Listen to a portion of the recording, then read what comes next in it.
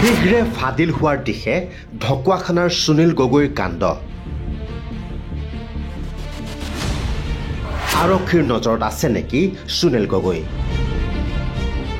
সুনীল গগৈৰ পুত্ৰ ভতিজাক CIDৰ মাৰাথন জেৰা।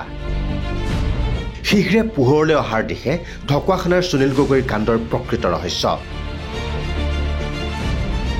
CIDয়ে ক্ষিপ্ৰ গতিত আগুৱাই নিছে তদন্ত প্ৰক্ৰিয়া। শনিবাৰে পুৱাই CIDৰ জেৰাৰ সন্মুখীন সুনীল গগৈৰ পুত্ৰ ভতিজাৰ লগতে আন দুজন আত্মীয়।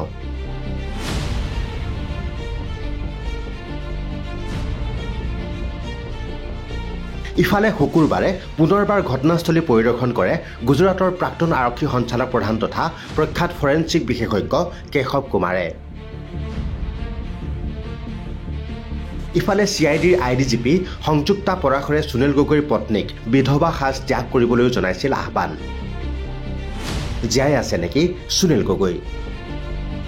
লগে লগে প্ৰতিক্ৰিয়া প্ৰকাশ কৰে পত্নীয়ে। যদি জীৱিত আছে মই সেইটোৱে তেওঁলোকক অনুৰোধ জনাওঁ যে মানুহজন উলিয়াই দিব লাগে। যদি জীয়াই আছে তেওঁলোকে যদি ক'ৰবাত গম পাইছে কিবা ক্লু পাইছে উলিয়াই আনক, মই সেইটোৱে আহ্বান জনাওঁ। ইতিমধ্যে এমাহ 13 দিনত ভৰি দিলে ঢকুৱাখানা কাণ্ডই। পিছে আজিও সন্ধান নাই BJP নেতা সুনীল গগৈৰ। উদ্ধাৰ হোৱা নাই জাহাংগীৰ হুছেইনৰ চিহ্নমুণ্ড।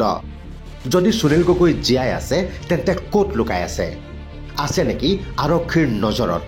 জাহাংগীৰৰ চিহ্নমুণ্ডৰ কথা কোনে জানে? আৰক্ষীৰ সন্দেহ কাৰ ওপৰত?